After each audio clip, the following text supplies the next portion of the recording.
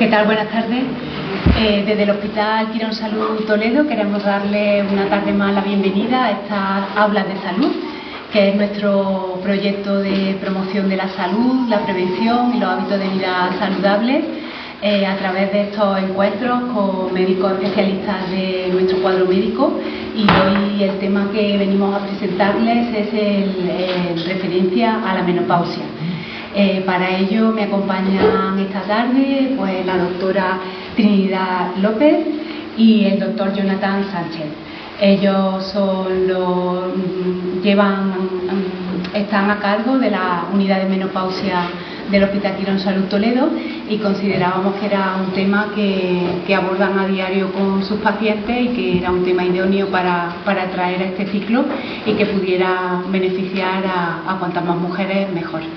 La doctora López es licenciada en Medicina por la Universidad Complutense de Madrid, se especializó en ginecología y obstetricia en el Hospital Universitario Severo Ochoa, cuenta con un máster en actualización para ginecólogos y obstetras y otro en reproducción humana.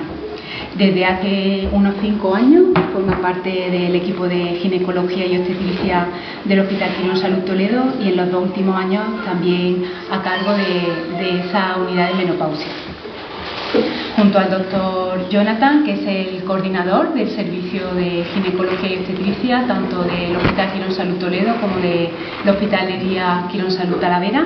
La charla va a estar un poquito a cargo de la doctora López, pero luego al término vamos a abrir un turno de preguntas en el que estará también el doctor a su disposición, por lo que yo les animo desde ya a aprovechar la oportunidad de si les surge alguna duda o tienen algún comentario que quieran realizar con ellos, pues aquí los tienen en primera persona. Ese era justo el objetivo de este programa, que pudieran tener información sobre salud de primera mano, con rigor y un poco huyendo, ¿no?, de toda la información que versa por internet y que a veces pues no está respaldada ni soportada por ninguna evidencia. Quiero agradecerles mucho su tiempo, su dedicación, su ayuda para participar en este ciclo y para que podamos seguir. Ya llevamos 6 años con este ciclo de charlas, para que podamos continuar trayendo temas de salud a la biblioteca. Quiero agradecer, por supuesto, también a todo el equipo de actividades culturales, su ayuda y su cariño con el que nos abren este salón de actos cada vez que venimos aquí a traer temas de salud. Esta es la última conferencia que teníamos proyectada para este año, pero estamos ya trabajando en el programa de 2026 que esperamos poder presentar muy pronto. Por mi parte, nada más, darle la bienvenida, agradecerle su asistencia y les dejo con la doctora López. Muchas gracias, Elena. Me voy a bajar abajo. No sé si se oye bien. Sí. Vale. Un poco bajo, ¿no? A ver. No sé si subirme eso.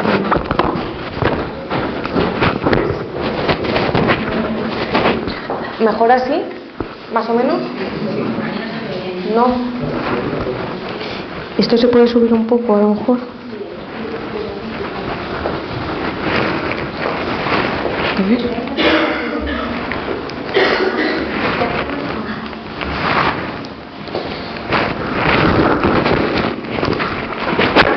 ¿Qué lo digo?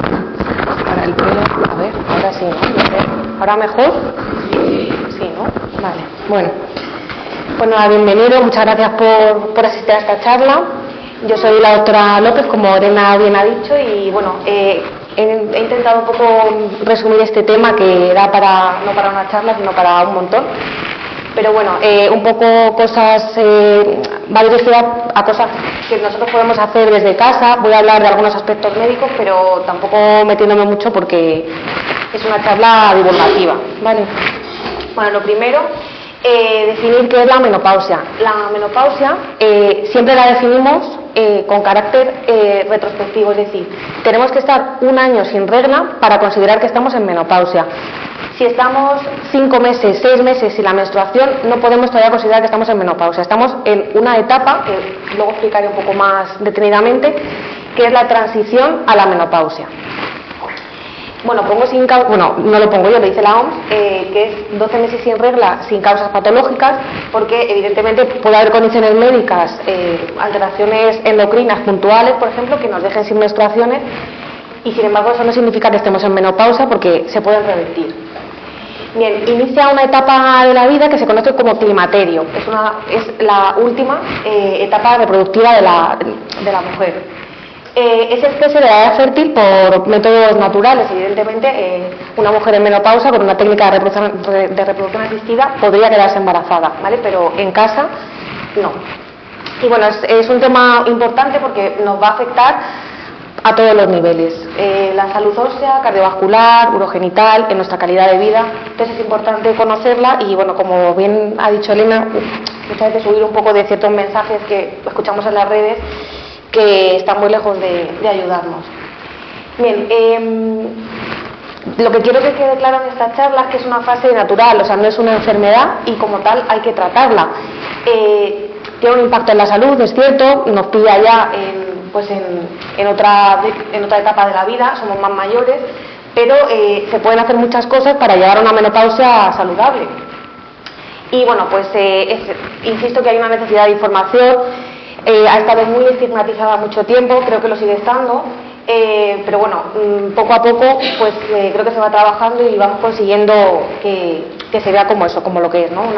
Una etapa más. A nivel demográfico es muy importante porque, bueno, pues la población total de mujeres en España es un 51%, o sea, el porcentaje. Aproximadamente un 36% ahora mismo están en transición a la menopausia o en menopausia, es mucha gente. Y nos vamos a tirar un tercio de nuestra vida a día de hoy en menopausia. O sea, es que la esperanza de vida al nacimiento de las mujeres en 2023 es de 86 años. O sea, es que teniendo en cuenta que la menopausia aproximadamente en España, la edad media es los 51 años, pues es una etapa que cada vez va a ser más larga, ¿no? Bueno, he querido hablar un poco de la visión histórica y de dónde vienen todos estos estigmas que tenemos, bueno, que tiene la sociedad con respecto a la menopausia. La primera referencia en un texto médico que existe sobre esta etapa la hace Hipócrates en el siglo V a.C. Y básicamente está vinculada a un cese, o sea, descrita como un cese de la edad reproductiva. Al final, bueno, las mujeres en esas sociedades teníamos nuestro valor básicamente era el reproductivo y bueno, pues es a lo que estaba vinculado como esta etapa simplemente. Con la teoría humoral y demás, lo que se consideraba es que esa sangre se nos quedaba retenida a las mujeres y entonces eso provocaba la aparición de múltiples enfermedades. Realmente estamos hablando del siglo V a.C., bueno, pues hasta el siglo XIX tampoco se supo más del tema, o sea, ahí se quedó. Y este ginecólogo francés, mi pronunciación es pésima en francés, pero bueno, el doctor de Galtán ya puso nombre a esta etapa, lo llamó menopausia. De los términos griegos menos y pausis es como la pausa de esa regla que mensualmente se tiene. Sin embargo, aunque ya bueno, pues de repente hubo un reconocimiento, ¿no? de este proceso, pero se consideró como una enfermedad, ¿vale? Como la enfermedad del cese menstrual, y así es como está descrito en los libros médicos de la época. Tratamientos que se propusieron, pues muchísimos. Sangrías para extraernos esa sangre que no expulsábamos, técnicas de hipnosis, pues hincharnos a opio, a morfina, inyecciones vaginales de plomo, bueno, todo cosas, como veis, muy útiles. Bien, luego llegamos al siglo XX, que tampoco es que no fuera mucho mejor. Más o menos en los años 20 se descubrieron las hormonas ováricas y nació la endocrinología. La endocrinología catalogó a la menopausia, ya se sabía un poco qué era lo que estaba empezando a pasar en nuestro cuerpo, y lo denominó síndrome por déficit hormonal. Seguía siendo un síndrome, seguía siendo algo patológico. En los años 60 se introduce un tratamiento que es la terapia hormonal sustitutiva. Esto consiste pues, en administrarnos esas hormonas que nuestros ovarios dejan de producir mediante pastillas o fármacos con diversas vías de administración. ¿Qué fue lo que pasó? Pues que en esos años 60 hubo pues eso, un boom, nace de repente este tratamiento y entonces hay una serie de médicos, de hombres que escriben para hombres hablando de el proceso de la menopausia, o sea, os podéis imaginar que no salimos muy bien paradas. Hubo un bestseller que era del Dr. Wilson, era un ginecólogo muy famoso en Estados Unidos en ese momento, que se llamaba Siempre Femenina, y bueno, pues calificaba a las mujeres menopáusicas como castradas malheridas, recomendaba a los maridos de esas mujeres, porque es eso, es que era un libro más bien dedicado a hombres, ¿no? Le recomendaba que le dieran a sus mujeres la terapia hormonal porque los pechos y los órganos genitales de la mujer no se marchitarán, así vivir con ella será mucho más agradable porque no se volverá aburrida ni perderá su atractivo. Esto fue un bestseller, ¿vale? Y escrito por un médico. Es cierto que luego este hombre tuvo unos cuantos problemitas porque la industria farmacéutica estaba detrás de este libro, pero bueno, es que eso son frases sacadas tal cual. Pero bueno, que 3 años después la cosa no mejora y hay un psiquiatra que también decide escribir otro libro llamado Todo lo que siempre quiso saber sobre el sexo pero nunca se atrevió a preguntar. Y también nos dejó unas frases célebres como estas: cuando los ovarios se detiene la esencia de ser mujer, o una mujer en menopausia está lo más cerca que cabe de ser un hombre. No es que realmente sea un hombre, pero ya no funciona como una mujer.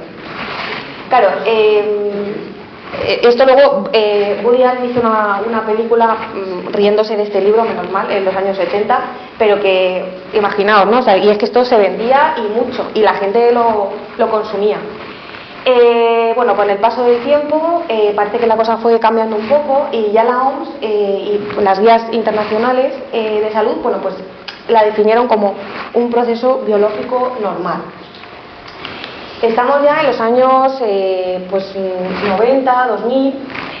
Si miráis en internet y queréis curiosear sobre la terapia de la menopausia, la terapia hormonal, os vais a encontrar de frente con este estudio, el estudio Y. Este fue un estudio que se inició en Estados Unidos en el año 93. Fue un estudio muy importante porque cogió a un gran grupo de mujeres y lo que se pretendía ver era el efecto de la terapia hormonal que se estaba dando, la dieta y bueno, el calcio, vitamina D en estas mujeres, en las mujeres en etapa menopáusica.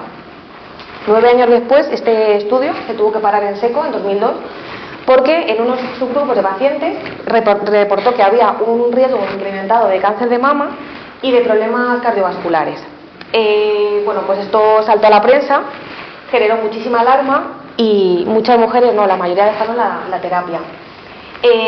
Esto supuso un antes y un después para muchas mujeres que realmente sí que para ellas estaba bien indicada la terapia y para los profesionales porque o sea, pasamos de que en los años 90, principios de los 2000, prácticamente entrabas a la consulta de un ginecólogo y salías con una terapia hormonal puesta, un poco sin mucho criterio, a de repente que se dejara de dar automáticamente y que a los propios profesionales se nos dejara de formar. O sea, el doctor Jonathan y yo hicimos la residencia juntos, acabamos en 2018 y a nosotros no nos dieron ningún tipo de formación sobre menopausia, o sea, y no estamos hablando de hace tanto tiempo.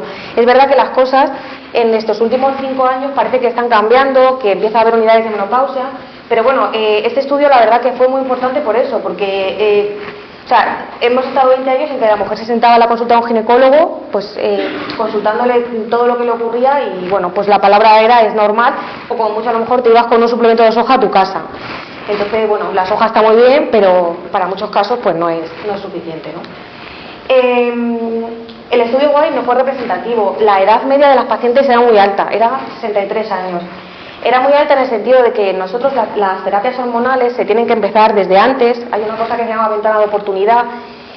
Si empezamos a dar una terapia hormonal a una mujer cuando hace 15 años que tuvo su última regla, probablemente no le estamos haciendo ningún bien. Hay casos seleccionados que se podría valorar, pero en general eso no funciona así. Le estamos aumentando el riesgo de muchas cosas. Y luego también es una población que ya por la propia edad, el tema de la patología postcardiovascular y oncológica es un poquito más, el riesgo es más alto, claro. La terapia no es como las que damos ahora, tanto las dosis como los principios que se daban pues no son los actuales, ¿no? También hubo un tema que fue que hubo mucha alarma y se publicó en todos los medios sin haber hecho un poco un análisis primero de los de los propios médicos a ver qué era lo que había pasado, ¿no? Que todo esto no se sabía, que la edad media era muy alta, que entonces, pues bueno, se creó mucha alarma social. Y claro, pues tuvo un impacto negativo tanto en las pacientes como en los profesionales, que de repente pues fue una etapa en la vida de la mujer que dejamos de conocer, ¿no? El enfoque actual pues ha cambiado y la menopausia ya pues se considera proceso natural, tiene un enfoque mucho más integral, se sabe que hay que pues, priorizar bienestar tanto físico como emocional, la parte sexual también es muy importante, los tratamientos deben ser personalizados, o sea, no podemos salir todas de la consulta con los mismos preparados, con la misma dosis, porque eso no funciona así, cada una tenemos nuestras particularidades, ¿no? Y bueno, desde el año 2000 incluso pues ya se reconoce que ha sido hace nada, el 18 de octubre, el Día Mundial de la Menopausia. Bien, bueno, esta diapositiva me gusta mucho porque realmente nos preguntamos si la menopausia tiene algún tipo de sentido a nivel evolutivo o esto es un poco porque vivimos más ahora y es una fase que se prolonga. A ver, no se sabe muy bien. He puesto aquí las 4 teorías que más se barazan respecto a la explicación de por qué existe la menopausia, ¿no? Primero, hay un desajuste claro de vida de fertilidad, es decir, vivimos muchos más años y los ovarios, o sea, para que un órgano evolucione a la velocidad que ha aumentado nuestra esperanza de vida, pues le hemos dado muy pocos años, ¿no? Eso a día de hoy es así, nuestros ovarios envejecen rápido para nuestra esperanza de vida. Luego, por otro lado, las mujeres nacemos con unos óvulos determinados. No es como los hombres, que ellos producen millones de espermatozoides diariamente, nosotras no, nosotras desde que nacemos tenemos un número de óvulos que son limitados y son los que son, no se reproducen, no, son esos. Entonces con el paso de los años va habiendo un daño genético en esas células, ¿vale? Por eso también es mucho más fácil quedarse embarazada con 25 años que con 40, esas células han ido acumulando mucho más daño. Luego también está la teoría de la selección de pareja, pues que tradicionalmente los hombres han preferido reproducirse con mujeres más jóvenes, con lo cual pues esa capacidad reproductiva en mujeres más mayores realmente no tenía mucho sentido. Y luego la hipótesis de la abuela, que bueno, es a mí la que más me gusta porque realmente creo que hoy en día también se da. Esta hipótesis se ha sacado de observar sociedades cazadoras-recolectoras en la que bueno, pues los hombres van a cazar, la mayoría de los días vienen sin nada. Las mujeres son las que se dedican pues a recoger el grano, a recoger frutos, y realmente son de lo que su base de alimentación en estas poblaciones es esa. Y luego están las abuelas, que son las que se dedican a cuidar a la prole, y esto es así, o sea, son las que se dedican a cuidar a esos hijos para que esas madres puedan seguir produciendo para el poblado, ¿no? Bueno, esto es un poco similar a lo que pasa ahora, ¿no? Nos incorporamos al mundo laboral y aquí es mejor que dejar a nuestro hijo o hija que con la abuela. Entonces, sí que realmente tendría un sentido evolutivo y una importancia en la evolución de la especie, ¿vale? Es un poco las 4 teorías que todas tienen su parte de razón. Bien, esta diapositiva es muy compleja, ¿eh? Esto es un cuadro que los ginecólogos utilizamos para saber en qué fase de la vida reproductiva estamos. Nosotros estaremos hablando de la zona amarilla y la zona azul. Si veis, está subdividida en muchas etapas. ¿Esto qué quiere decir? Pues que cuando venís a la consulta y nos comentáis, doctora, pero a mí ¿cuándo me va a venir la menopausia?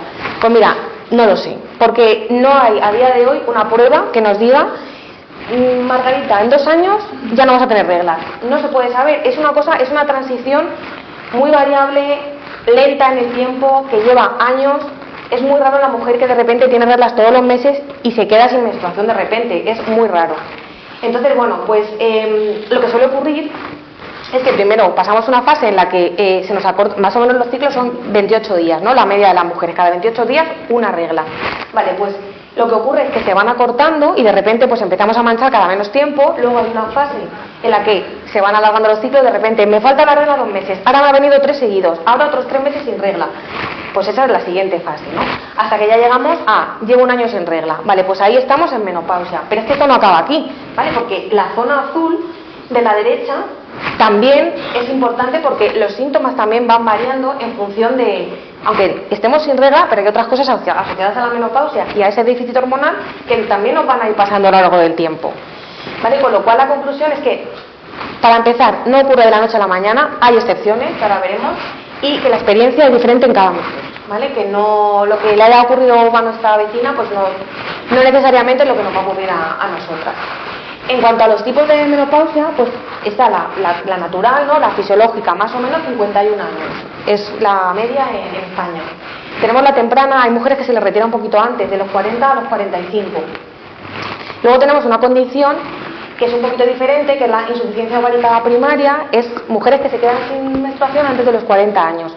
Esto sí que es importantísimo consultarlo, porque bueno, hay veces que hay que hacer alguna prueba más, hay veces que se asocian a otras patologías y hay que hacer un estudio un poquito más exhaustivo en estas pacientes y sí o sí tienen que llevar terapia hormonal. Y luego tenemos la menopausia inducida, que es de todas, es la que más síntomas produce, es dura, ¿vale? La menopausia inducida quiere decir cuando por causas médicas se nos retiran los ovarios. Estas mujeres suelen pasarlo un poco peor porque, claro, de la noche a la mañana entran con un estatus hormonal normal y salen del hospital sin ovarios y con una menopausia que es muy brusca. Entonces necesitan un tratamiento desde que salen del hospital. Y luego también tenemos menopausias inducidas por quimioterapia, por radioterapia a ese nivel, o bien por terapias endocrinas, como en el cáncer de mama, ¿no? que hay veces que damos tratamiento hormonal y que el efecto secundario es que induce una menopausia. Mira, aquí he puesto 3 mujeres que realmente lo que quiero es que os fijéis, hagáis como una línea en el tiempo, ¿vale? La primera, la de la derecha, es una mujer que está en la perimenopausia, en esa transición a la menopausia. Los síntomas van a ir variando en función de dónde nos encontremos. Esto no es una regla de 3, o sea, hay mujeres que a lo mejor pueden decir, pues yo es que he sentido esto antes de que tuviera la posmenopausia, puede ser, pero lo frecuente, digamos, es en la perimenopausia empezar con esos sofocos, con sudores nocturnos, con periodos irregulares, muchas veces más abundantes por esas alteraciones hormonales. Luego estamos ya en la menopausia. Alrededor de ese año sin regla. ¿Ahí qué pasa? Pues ahí que tenemos cambios de humor, empezamos con síntomas de ansiedad, ahora lo veremos, el cerebro cambia y es una época que nuestro cerebro está muy susceptible a padecer una depresión. Entonces, ese es un tema que también hay que cuidar y que tenerlo en cuenta. Y luego en la posmenopausia, ya cuando han transcurrido tiempo desde esa última regla, empezamos a ganar más peso, además es una ganancia de peso a nivel del abdomen.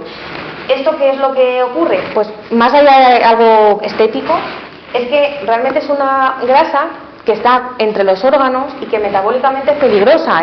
Nos predispone a tener hipertensión en un futuro, a tener resistencia a la insulina o incluso diabetes, a acumularse triglicéridos. Entonces, no es por algo estético, sino que esto hay que cuidarlo porque implica muchas más cosas.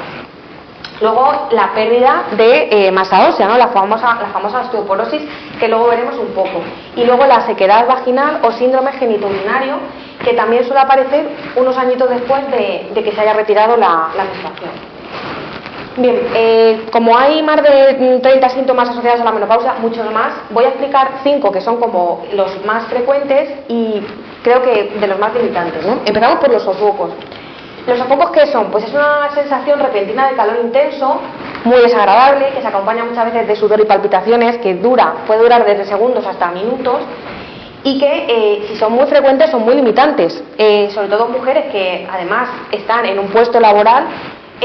La gente que sufre esto de forma intensa y frecuente tienen una calidad de vida en esos años muy mala. Esto, no nos equivoquemos, no es un síntoma de los ovarios, es un síntoma cerebral. El ovario deja de producir hormonas y tenemos un centro termorregulador en el cerebro que es el que hace que tengamos esos sofocos, ¿vale? Por eso han salido luego a posteriori fármacos que no son hormonales y que tienen su acción a nivel del sistema nervioso central. Pueden durar meses o años. La frecuencia también va variando. Hasta el 80% de las mujeres los vamos a padecer, en mayor o menor medida. Es más frecuente cuando empezamos con reglas irregulares, los tienen aproximadamente un 40% de las mujeres, pero alrededor de ese año de última regla, hasta el 80% los van a manifestar. Hay gente que son un sofoquillo de vez en cuando y no es algo muy limitante, pero hay otra gente que realmente es como una enfermedad. Bien, en el tratamiento voy a ser muy pesada con el estilo de vida saludable, pero es que realmente pues, ha demostrado que es válido y que es efectivo, ¿no?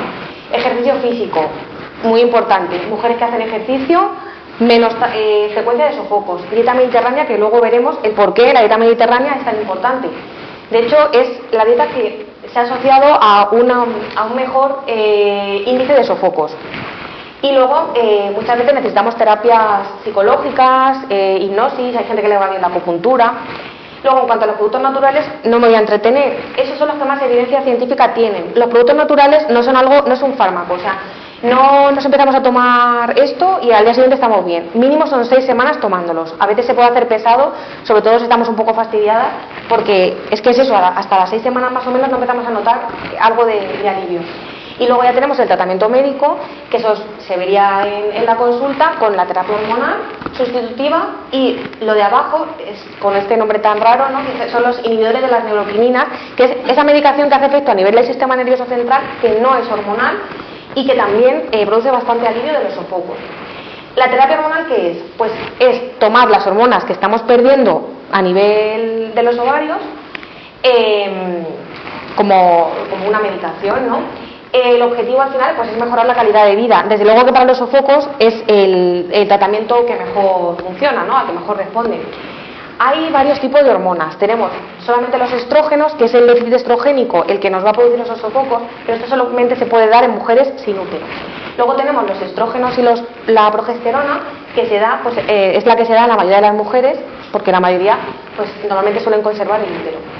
Y el progestágeno se da para la protección del endometrio, de esa capa interna que tenemos en el útero, porque si damos estrógeno, esa capa interna crece y estaríamos sangrando todo el rato, y con el paso del tiempo nos podría provocar anomalías o incluso patología maligna. Por eso siempre damos el progestágeno, que es totalmente seguro, y evitamos eso. Y luego hay moléculas que tienen como varias acciones, como la tibolona, el famoso Voltín de toda la vida, que bueno, tiene como un doble efecto de estrógeno, también un efecto androgénico. Bueno, no me voy a entretener tampoco en esto. Vías de administración hay muchas. Tenemos pastillas, tenemos parches, geles, sprays, cremas, óvulos, anillos vaginales que producen una liberación hormonal. Implantes e inyecciones también hay, pero bueno, a día de hoy la verdad que no están recomendados. Los famosos pellets los han retirado del mercado y de momento estamos esperando a ver qué pasa. La elección va a depender de la historia clínica, síntomas y preferencias de cada mujer, ¿vale? Por eso os digo que hay muchos tipos, muchas vías de administración, y hay que ver un poco lo que se ajusta a cada una. Bien, segundo síntoma muy importante, lo he querido decir porque parece como que no se habla mucho de esto, y es la niebla mental que tenemos las mujeres cuando entramos en esta fase. O sea, estoy muy despistada, es que no me oriento, es que yo antes era capaz de hacer 20 cosas y es que ahora no soy capaz de hacer prácticamente ninguna. Bueno, pues esto no nos lo estamos inventando, esto tiene una base científica, ¿vale? Abajo hay, esto es un estudio muy bonito de una neurocientífica que está trabajando mucho en cerebro y menopausia, que es el cerebro de la misma mujer en premenopausia y en posmenopausia. Es una resonancia, ¿vale? Bueno, no hace falta ser médico para ver que en la premenopausia hay una actividad muy vigorosa del cerebro, ¿no? Y de repente ahí estamos un poco, que nos hemos quedado como, pues eso, como con mucha niebla mental y mucha confusión. Esto realmente, ¿por qué es? Porque no nos vamos a quedar así, que sepáis que el coeficiente intelectual es el mismo, ¿vale? Se han hecho estudios, o sea, es así, pero bueno, es cierto que esto ocurre. Hay como, esta mujer lo explica muy bien, hay 3 momentos en la vida de una mujer que nos cambia totalmente el cerebro, que son la pubertad, la preñez y la perimenopausia, ¿vale? ¿Por qué ocurre esto? Pues porque de repente hay unas conexiones cerebrales que se pierden para formar otras, ¿vale? Tenemos que dar tiempo a que el cerebro se reajuste, se va a reajustar, pero es verdad que hay cosas que, bueno, pues suplementos y ciertas cosas que han demostrado evidencia y mejoría en este aspecto, pero bueno, que sepáis que pasa, o sea, que va a pasar y que volveremos a ser las mismas. Lo que pasa que, bueno, yo ahora estoy en la segunda P, que es la del posparto, la de la preñez, y estoy igual, o sea, es que no me reconozco, pero bueno, ya está, hay que saber que es normal y que pasará y volveremos a ser las mismas, ¿vale? Sí que está demostrado que luego vuelve todo un poco a su ser. Factores que nos ayudan a esto, pues actividad física regular, alimentación saludable, ahora lo veremos más detenidamente, el sueño es muy importante y el control de estrés también. Ay, perdón. El sueño, otro tema. Dormimos fatal, ¿no? En esta etapa es una cosa que todo el mundo, casi todo el mundo pasa por ello. La calidad del sueño se define por duración, continuidad y profundidad. Hay gente que tiene alterados los 3 parámetros. Hay gente que solo uno, pero ya con uno ya vamos mal. La Sociedad Española de Neurología dice que la mitad de la población española duerme mal. O sea que es que esto también les pasa a los hombres, pero a nosotras más. Por todos estos cambios que se producen. Y bueno, esto tiene consecuencias. A corto plazo tenemos más dificultad para aprender y procesar la información. Y a largo plazo es que incluso está relacionada la falta de sueño con enfermedades metabólicas. O sea, tenemos mucho más riesgo de sufrir hipertensión, enfermedades cardíacas, obesidad, resistencia a la insulina, diabetes. O sea, que es importante dormir bien. ¿Por qué dormimos peor? Pues muchas cosas. Los sofocos y las sudoraciones nocturnas, o sea, el despertarnos cada 2x3 con esos calores y esa sensación tan desagradable no ayuda. Los propios cambios hormonales que hemos visto del cerebro, también ese reajuste pasa factura en el sueño.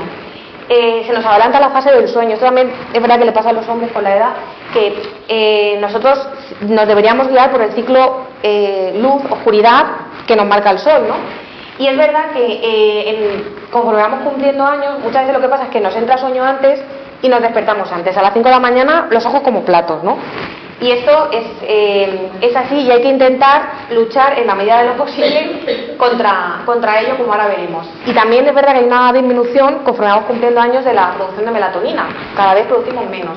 Luego hay otros factores asociados también a la edad, pues muchas veces empezamos a roncar, los dolores que no nos dejan quietas en la cama, nos despertamos 3 veces a hacer pis por la noche. Claro, todo eso pues interrumpe el sueño, lógicamente. Otra vez, ¿qué hacemos? Hábitos. Es muy importante tener una rutina fija para dormir. Irse siempre a la misma hora, aunque sea fin de semana. A ver, si tenemos una cena pues evidentemente ahí vamos a alterar un poco la rutina, ¿no? Pero que en general es importante irse siempre y meterse en la cama aunque no tengamos sueño a la misma hora. Las pantallas horribles. O sea, tenemos una cosa en el cerebro que se llama núcleo supraquiasmático, que está detrás de los ojos. Y es que si vierais la cantidad de luz que emiten las pantallas, es que es alucinante. Es que volvemos locos al cerebro. No nos podemos ir a la cama con el teléfono y empezar a hacer el scroll famoso, porque es que no hay quien se duerma así. Entramos en un estado de excitación brutal. Por supuesto, el alcohol ni por la noche ni por la mañana se debería evitar, lógicamente, y el café por la noche y por la tarde, pues si tenemos problemas para dormir, lo mejor es evitarlo. Y luego el ejercicio, si lo hacemos a última hora, que sea suave, porque claro, si nos metemos a una clase de CrossFit a las 9 de la noche, pues es que no hay quien se duerma a las 11, que sales con un estado de alteración. Ese tipo de ejercicio es mejor dejarlo por la mañana, a mediodía, pero no cuando nos vamos a ir a dormir. Y luego, bueno, pues tenemos cosas naturales que también han demostrado evidencia y que ayudan, que no, tampoco me voy a meter en ello, si le queréis hacer una foto, pero bueno, eso sí que se podría ver en consulta un poco, porque luego hay cosas como más asociadas a conciliar el sueño, otras más asociadas a lo mejor a que tenemos un estado de ansiedad y lo que necesitamos es relajarnos para dormir. Entonces, en función un poco de nuestro problema, pues se puede ver qué es lo que tomamos. Cuarto síntoma. Ya estos 2 síntomas que quedan son más allá de la última regla. O sea, ya cuando han pasado unos añitos, empezamos con, ya los sofocos se nos han ido, estamos centradas. Bueno, parece que todo está en su sitio, pero de repente aparece esto, el síndrome genitourinario. ¿Qué es lo que ocurre? Pues que cuando bajan esos estrógenos que produce el ovario, todo, o sea, la vulva, la vagina, la vejiga, todo se ve afectado. Empieza a haber como una mayor sequedad, molestias, dolor en las relaciones sexuales. Podemos notar que nos empezamos a hacer pis y no llegamos al baño, infecciones urinarias de repetición. Y esto afecta a la calidad de vida y mucho, o sea, a nuestro bienestar, porque estamos muy molestas, a nuestra vida de pareja, al sueño. Vamos a ver, esto es súper frecuente y es verdad que con el paso del tiempo estamos abocadas a esto. Entonces, no pasa nada porque hay soluciones, pero que es verdad que es muy importante consultarlo, porque al final esto es una cosa que es crónica, que empezamos con ello, lo vamos dejando, pues hombre, es que no se recupera igual una vulva y una vagina cuando están muy deterioradas que cuando hemos empezado con el problema y estamos poniendo un poco soluciones, ¿vale? Entonces sí que es verdad que es que no va a mejorar solo, como todo lo crónico podemos tener épocas que estamos un poquito mejor, pero es importante consultar para ponerle remedio. ¿Qué podemos hacer desde nuestra casa? Pues se ha demostrado que mantener una actividad sexual regular ayuda. El tabaco y el alcohol son tóxicos totalmente para esos tejidos. El sobrepeso no ayuda tampoco y la hidratación es muy importante. Y luego los famosos ejercicios de Kegel, del suelo pélvico, que pues igual que ejercitamos un cuádriceps o un bíceps, pues es que esa musculatura también hay que ejercitarla, porque con el paso del tiempo, y más si hemos tenido embarazos, pues es que se va debilitando, y es como que las consecuencias salen unos añitos después de haber pasado por el proceso. Tratamientos eficaces. Lubricantes para las relaciones. No lo mismo un lubricante que es para la relación sexual que un hidratante vaginal, que es una crema que nos tenemos que dar para aliviar esa sensación de sequedad. A ver, tenemos muy interiorizado que nos damos la crema en la cara, en el cuerpo, bueno, pues que en esa zona también. Tras la menopausia hay que hidratarla porque perdemos esa capacidad hormonal que cuando estamos todavía en nuestra vida fértil, pues casi que se hidrata solo, ¿no? Hay gente que tiene casos de sequedad, pero bueno, lo normal es que no necesitamos ninguno de estos productos, pero es cierto que según va pasando el tiempo, sí, y esto hay que interiorizarlo, pues igual que interiorizamos darnos la crema en el cuerpo. El tema de los probióticos ayuda mucho cuando empezamos con infecciones vaginales de repetición o urinarias. Y luego ya tenemos tratamientos más médicos, los estrógenos locales, que es terapia hormonal pero local, es muy segura y es muy eficaz.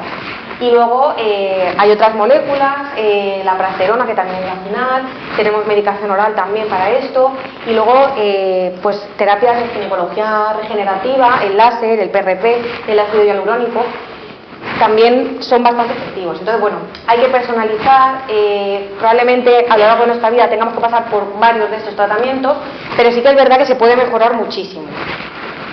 Y bueno, la osteoporosis. Vamos a ver, ¿la osteoporosis qué es? La osteoporosis es la disminución de la densidad del hueso. De repente, antes nos dábamos un golpecito y no pasaba nada, y ahora nos damos un mínimo golpe, nos caemos de la cama o nos damos un golpito de la muñeca y nos hemos roto o la cadera o la muñeca. Las fracturas, ¿no? La famosa, sobre todo la fractura de cadera, que es lo que más se conoce. Vamos a ver, el problema de esto es que no da síntomas, que cuando venís a la consulta y decís, a ver si ya tengo osteoporosis, que me duelen los huesos. Pues es que el problema es que la osteoporosis no da dolor, es que cuando se manifiesta nos hemos roto un hueso. Entonces, importante, hacernos las densitometrías.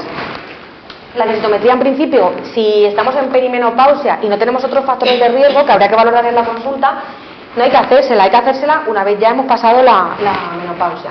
Y la densitometría nos da 3 valores. Pues normal, estamos estupendas. Osteopenia, un poquito de pérdida de hueso. Hay que empezar ya a tomárselo más en serio. Y ya la osteoporosis, que directamente pues requeriría en muchos casos de fármacos. La prevención debería comenzar años antes cuidándonos para no ir perdiendo esa densidad ósea.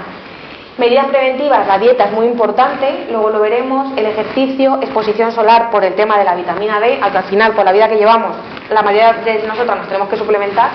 El alcohol y el tabaco son súper tóxicos, o sea, cuando nosotros vemos como los factores de riesgo que tenéis en consulta, tenemos como un algoritmo, es que el alcohol y el tabaco están de los primeros, es que nos aumenta muchísimo el riesgo de osteoporosis y fractura. Y luego el tema del calcio, mucha gente se toma suplementos de calcio, pero realmente si los tenemos de la dieta, pues sería lo mejor.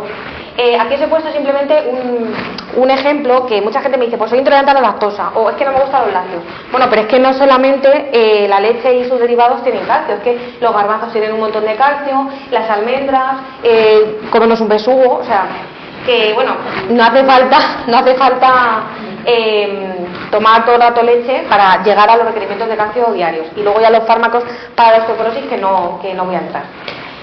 Bueno, por último, ¿qué podemos hacer? ¿Qué puedo hacer? Porque son mucha información.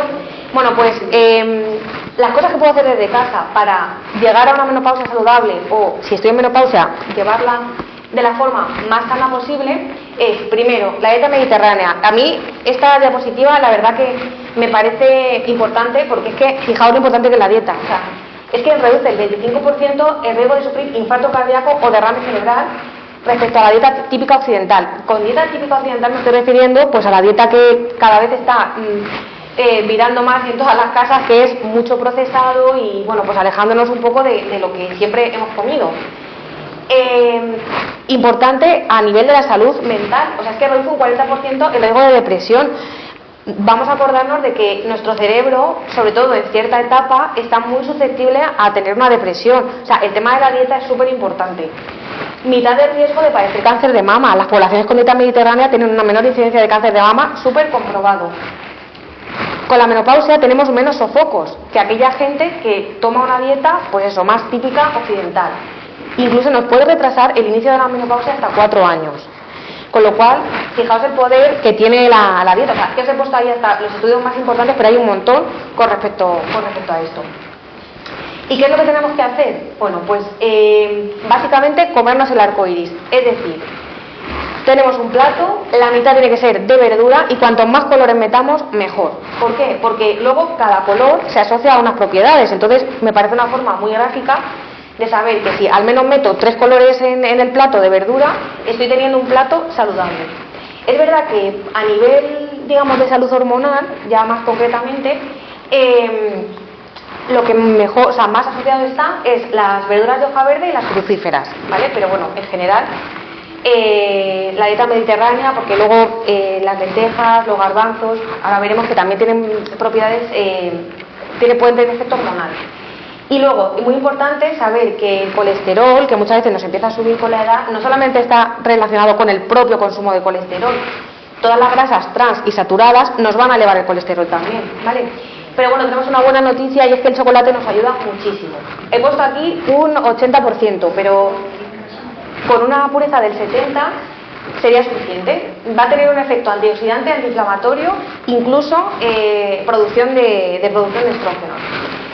Bien, ¿por qué es tan importante la dieta mediterránea para la salud hormonal? Porque es muy rica en fitoestrógenos. Los fitoestrógenos son sustancias de origen vegetal que estructuralmente se asemejan a las hormonas, ¿vale? A los estrógenos, o sea, se unen a ellos. Evidentemente tienen un efecto mucho más débil que el estrógeno que nosotros producimos con nuestro ovario, pero sí que tienen cierto efecto. Hay varios tipos. Tenemos las isoflavonas, la famosa soja, ¿no? Pero es que también tienen isoflavonas los garbanzos, las lentejas, las habas. Luego tenemos otros 2 subtipos que son los lignanos y los cumestanos. Efectos beneficiosos en sofocos, salud vaginal y ósea y en bienestar general, porque recordemos que para el cerebro también es muy importante. A ver, sobre todo pongo esto porque el tema de la soja y los suplementos de soja como que se ha relacionado en cierta medida con el cáncer de mama. Vamos a ver, los fitoestrógenos obtenidos de la dieta no se ha visto que aumenten ningún cáncer hormonodependiente, ni el de mama ni el de endometrio, ¿vale? O sea, de hecho, personas que llevan este tipo de dieta, con soja, con legumbres, se asocian a menor riesgo de padecer estos cánceres y una mejor supervivencia si los tienen. Son moduladores hormonales y no tienen, ya os digo, ningún tipo de riesgo asociado. Pero evidentemente hay que consumirlos en la dieta. Si hemos tenido algún tipo de problema hormonal y nos suplementamos, esa ya es otra historia, ¿vale? Yo hablo de obtenerlo de la dieta. Otro punto muy importante y con muchísimos beneficios y que aparece en la dieta mediterránea es el omega 3. El omega 3 es un ácido graso esencial. ¿Esto qué quiere decir? Que es esencial, perdón por repetir, pero es esencial para nuestro organismo, pero no somos capaces de producirlo. O sea, lo tenemos que obtener de la dieta sí o sí. Lo más rico en ácido graso omega 3 es el pescado azul, ¿vale? Pero bueno, sí que hay como frutos, algunas semillas, las nueces también son ricas en omega 3. Se ha visto que el omega 3 tiene beneficios para los sofocos también, para síntomas emocionales, la salud ósea, y reducen los triglicéridos. Y de hecho, las dosis que se recomiendan en suplementación, depende un poco del problema que tengamos, son mayores o menores. Hay muchos suplementos de omega 3 por el mercado, cada uno tiene sus características, y es verdad que también habría que ver un poco la dosis que damos. Como regla general, 2 raciones de pescado azul a la semana, ¿vale? Si no se alcanza esa cantidad, se puede valorar la suplementación. La suplementación, cuidado, porque muchas veces las fuentes de las que se obtiene el omega 3 no son muy buenas, son ricas en metales pesados, hay omega 3 que no sientan bien, o sea, a mucha gente le pasa que repiten como un sabor a pescado. Entonces, bueno, el problema es que los buenos pues son los caros, pero es verdad que es súper desagradable estarse tomando omega 3 y estar todo el día con ese mal cuerpo. Bien, en cuanto al ejercicio físico, ¿Por qué es tan importante? Pues porque nos va a mejorar tanto la salud cardiovascular como el metabolismo. Ayuda muchísimo a reducir esa grasa abdominal que hemos dicho al principio, que nos aumenta mucho el riesgo de ciertas enfermedades, y nos va a ayudar a controlarlo. Nos ayuda a conservar la masa muscular, que es muy importante porque según vamos aumentando en edad, vamos perdiendo esa masa muscular. Esa masa muscular, ese aumento de masa muscular conlleva asociado un aumento de masa ósea. Entonces estamos previniendo también la osteoporosis. Y luego, por supuesto, pues las famosas endorfinas, ¿no? La hormona de la felicidad que se produce haciendo ejercicio. A ver, principios básicos. Esta es una lucha que tengo yo con mi madre constantemente. Es que yo limpio todos los días y yo me muevo muchísimo, hija, yo para qué me voy a apuntar a ningún sitio si yo... Pues no, es que el ejercicio tiene que ser regular, o sea, con una frecuencia a la semana, tiene que estar planificado, o sea, tiene que tener un objetivo. Es que subirme a limpiar un armario, pues bueno, sí, el objetivo de limpiar, ¿no? Pero a nivel de nuestro cuerpo, ¿qué nos está aportando, no? Tiene que tener un sentido y tiene que ser progresivo en el tiempo. O sea, empezamos con ejercicio pues adaptado a nuestra condición física, pero bueno, poco a poco hay que subir un poquito la intensidad, porque si no esa masa muscular no la vamos a ganar, ¿vale? Entonces, bueno, pues es muy importante que nos guste, porque lo importante de todo esto es que sea a largo plazo, que se mantenga, ¿no? Si nos apuntamos al gimnasio y no nos gusta el gimnasio, pues de nada sirve. Bien, esto, bueno, tampoco me voy a entender, simplemente que en el ejercicio hay que tener varias cosas en cuenta. Por un lado está el ejercicio aeróbico, pues el salir a caminar rápido, la elíptica, que eso nos va a ayudar a nivel, sobre todo, pues de capacidad cardiovascular y a quemar un poco calorías. Pero eso se tiene que combinar con el ejercicio de fuerza, o sea, cargar peso, aunque sea con nuestro propio cuerpo, aumentar esa masa muscular. Y luego es muy importante, y sobre todo cuando llegamos a cierta edad, el tema de mantener cierta flexibilidad y cierta movilidad, porque el riesgo de caídas es muy grande cuando llegamos a cierta edad con una movilidad muy reducida. Y esto al final acaba en la famosa rotura de cadera, que luego pues tiene unas consecuencias que deterioran mucho, en muchos casos, la calidad de vida, ¿no? Y luego eso, que sea progresivo y que sea variable. En resumen, todo este círculo es muy importante, o sea, esto no es solamente el decir, bueno, pues voy al ginecólogo a ver si me mandan algún suplemento, a ver si... No, esto es un trabajazo, ya lo sé, pero hay que cuidarnos a muchos niveles. Por un lado, evitar los tóxicos, tabaco, alcohol, nada. Las relaciones sociales son muy importantes, o sea, que somos seres sociales, y el juntarnos con gente, sobre todo que nos agrade, ¿no? Que produce muchas endorfinas. Claro, porque bueno, produce muchas endorfinas y nos va a causar una sensación de bienestar muy grande. La gestión del estrés, esto es, yo creo que de lo más complicado. Además, muchas veces nos pilla la menopausia en una edad muy complicada, los hijos adolescentes, hasta aquí de trabajo, y encima por todos estos cambios. Bueno, pues el mismo deporte nos puede ayudar, la técnica de hipnosis, mindfulness, pues lo que nos ayude, lo que nos vaya bien a cada una, ¿no? Nutrición, no voy a hablar más, ya lo hemos visto. Actividad física, ya lo hemos visto. Y el sueño, que es súper importante, o sea, que ya no es porque estemos cansadas cuando nos levantamos, sino porque se asocia a muchas enfermedades también a largo plazo.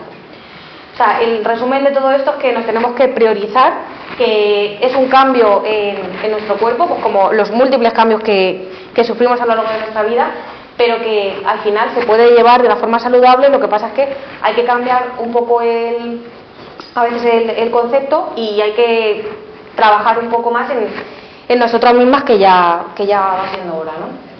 Y nada, muchísimas gracias. No sé si tenéis alguna pregunta. Sí, pasa Jonathan. Sí.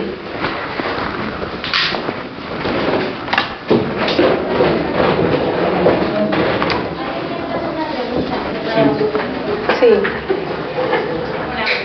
Hola. ¿El qué, perdón? Los suplementos de colágeno. Sí, el magnesio ayuda, sobre todo está asociado con el tema de la relajación por la noche. A nivel muscular también tiene una acción, y sí, lo que pasa es que también hay que ver un poco, porque es que suplementación hay muchísima, o sea, desde la que tenemos en el Mercadona, que está muy bien de precio, pero que la mayoría de los suplementos pues no valen de mucho, hasta otros suplementos que son un poquito más completos y mejores. Porque, por ejemplo, los colágenos muchos no se absorben bien, entonces no los tomamos y no valen de mucho.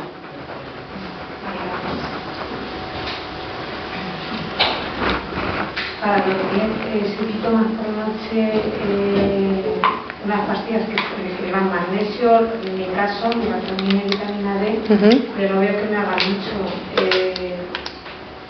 Sería conveniente que te recetaran otro tipo de pastillas, entiendo, que hagan más efecto, o será porque no llevo tiempo suficiente tomándolas y no hay efecto, aunque puede consistir en marcas o en composición. A ver, el tema de la suplementación para dormir es distinto a lo que he explicado de los sofocos. Sí que debería hacer efecto la suplementación para dormir antes. No es como lo de los sofocos, que es un mecanismo diferente. Entonces, nosotros nos tomamos melatonina. Si no está prescrita por el médico, la dosis máxima que se permite es 1,9 miligramos. Se puede valorar subirla un poco y luego también hacer una revisión, pues un poco de los hábitos que tenemos, de todo lo que he explicado antes. Es que todo es importante, entonces eso habría que mirarlo. Sí que la melatonina, lo que pasa es que hay que tener cuidado, porque realmente es segura hasta los 3-6 meses. No se sabe muy bien si un consumo de melatonina muy prolongado en el tiempo puede afectar un poquito a nuestra propia producción de melatonina. Entonces eso también hay que verlo. O sea, se puede subir la dosis en un momento dado, pero sí que es verdad que... Y luego también hay otros principios que nos ayudan también a conciliar el sueño y a descansar, la ashwagandha, por ejemplo. Bueno, eso habría que ver también cada caso. Depende del tipo de insomnio que tengas, pero no es igual que te cueste más quedarte dormida que pues lo típico de me despierto a las 4 y no me duermo, porque se tratan con suplementos distintos. Ya, el primer sueño sí que duermo, pero ya a partir de... Sí, es muy típico. Ya no la melatonina sería justa para eso, para la melatonina te ayuda a conciliar, a quedarte dormida. Eso es. ¿Y para después entonces? ¿El qué, perdón? Y para medianoche nos tomamos la melatonina para quedarnos dormidos. Y a medianoche nos tomamos otra cosa cuando ya... Todo el rato. Bueno, a ver, hay complejos que vienen como varias cosas, porque es verdad, muchas veces no es lo mismo un insomnio de conciliación que un insomnio de un despertar muy temprano y que ya abrimos los ojos y no los cerramos. Entonces, hay determinados compuestos que llevan un poco de todo y hay otras veces que no, que si realmente nosotros conciliamos bien el sueño y lo que no hacemos es mantenerlo, habría que mandar otra suplementación. Es que es eso, la melatonina, aparte es una dosis bajita, y la melatonina, si queremos mantener el sueño durante la noche, pues es que mucho no nos va a hacer. ¿Un suplemento durante cuánto tiempo se toma? Es decir, ¿cuándo tú consideras 4, 5 años, 2, de por vida?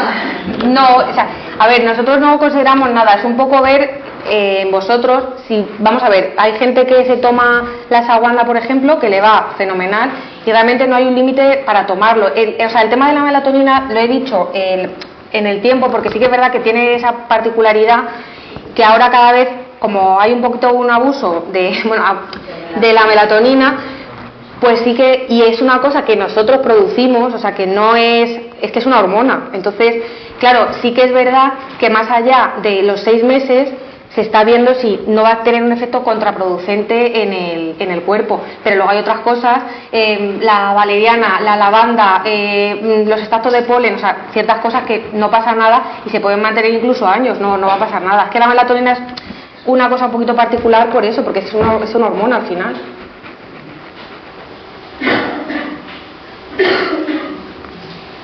Si tomas pescado azul entre semana y te suplementas con omega 3, ¿hay algún problema? No, realmente no. Habría que ver la dosis a la que te estás suplementando y un poco, porque ya te digo, es que el omega 3 para una mujer, o sea, lo de las raciones de los dos raciones de pescado a la semana es mujer sana que no tiene ningún problema.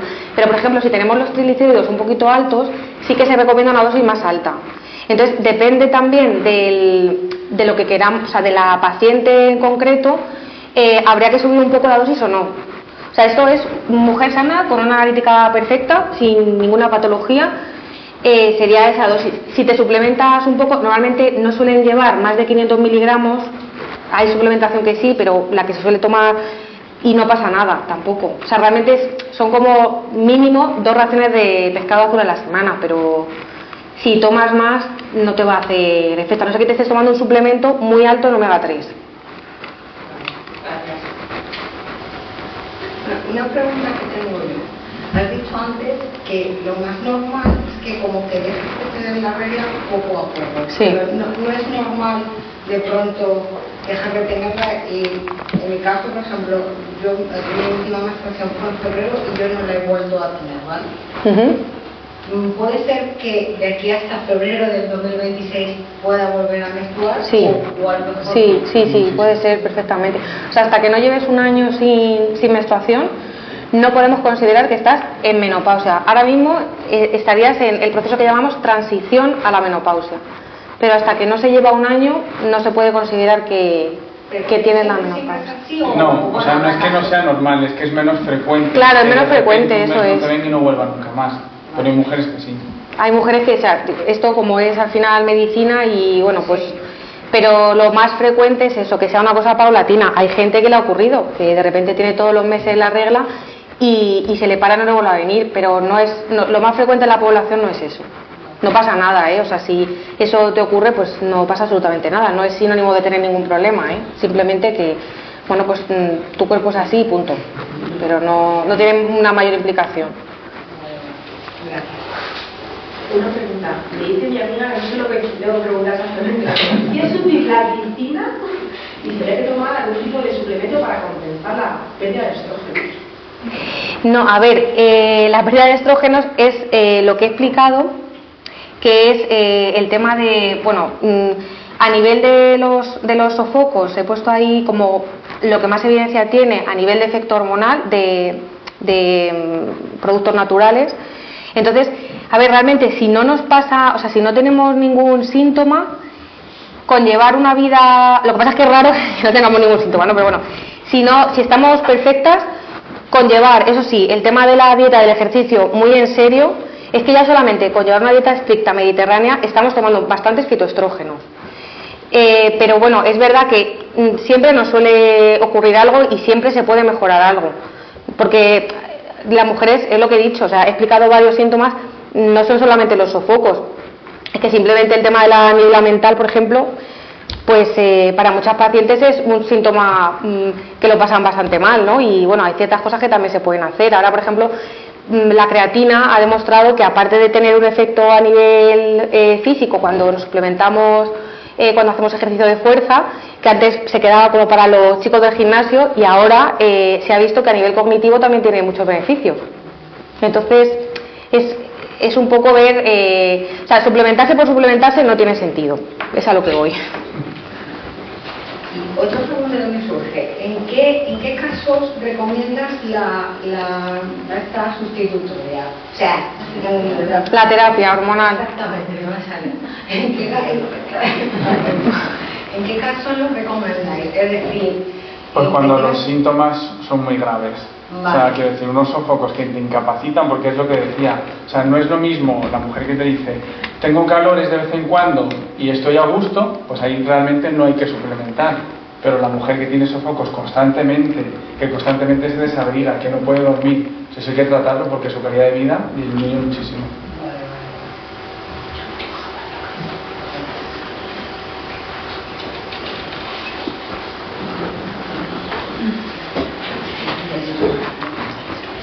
Durante ¿cuánto tiempo puedes tener falta de regla?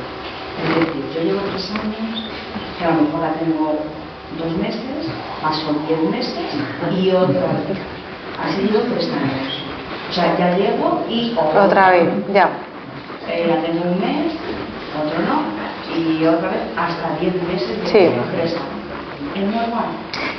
Sí, es que ese patrón de sangrado ocurre muchas veces, sí, que estamos varios años incluso pensando, bueno, ya voy a cumplir los 12 meses, ya está, y otra vez vuelta a empezar. No pasa nada, o sea, es una cosa normal, frecuente, ya te digo que cada mujer lleva sus ciclos y cada mujer es diferente, entonces eso no es nada patológico ni nada raro, o sea, pasa mucho. ¿Y puedo estar así durante...?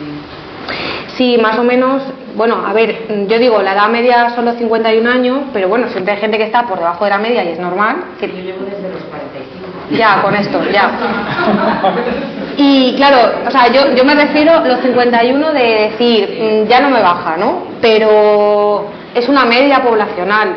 Una media al final, hay gente que está por debajo de la media y no pasa nada, y hay gente que está por encima, y tenemos pacientes que con 55 años siguen teniendo reglas prácticamente todos los meses, y eso tampoco es algo patológico.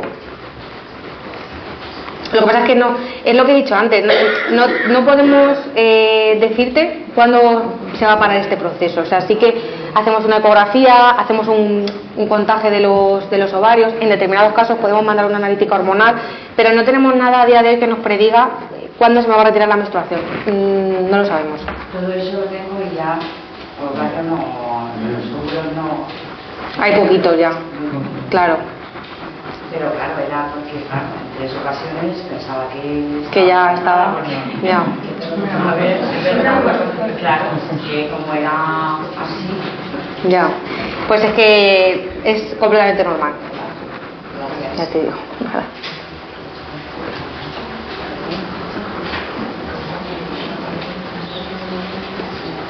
¿Tenéis alguna pregunta más que queráis?